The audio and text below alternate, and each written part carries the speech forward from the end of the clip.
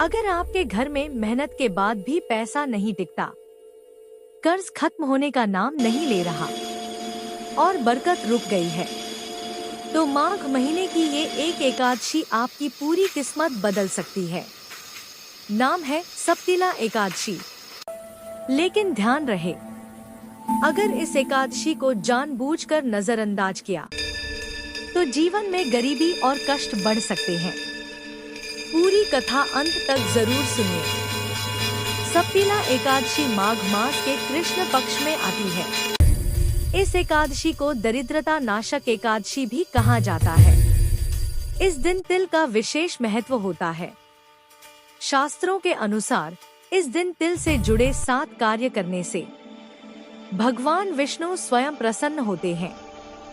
सप्तिला एकादशी व्रत कथा प्राचीन काल की बात है। एक नगर में एक अत्यंत गरीब ब्राह्मण रहता था। वह सच्चे मन से भगवान विष्णु की पूजा करता था, लेकिन उसके घर में सदा अभाव रहता था। कभी भोजन नहीं होता, तो कभी पहनने को वस्त्र नहीं मिलते। ठंड के मौसम में भी वह फटे पुराने कपड़ों में रहता था।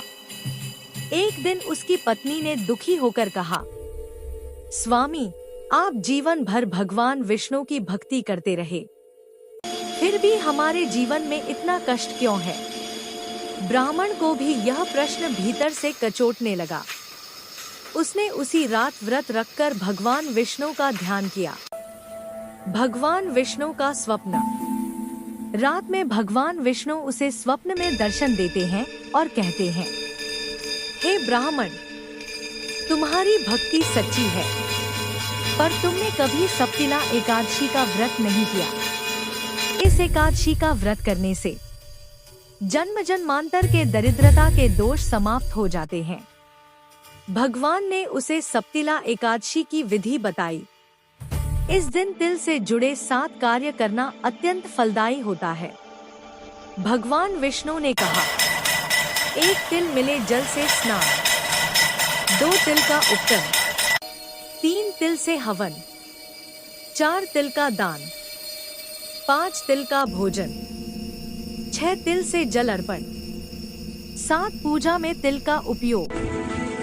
जो भक्त श्रद्धा से ये कार्य करता है, उसके घर से गरीबी हमेशा के लिए विदा हो जाती है। कथा का फल। ब्राह्मण ने पूरे विश्वास के साथ सप्तिला एकादशी का व्रत किया, विधि विधान से भगवान विष्णु की पूजा की और तिल का दान किया। कुछ ही समय में उसके जीवन के सारे कष्ट समाप्त हो गए। घर में धन धान्य आया, सम्मान बढ़ा और जीवन सुखमय हो गया।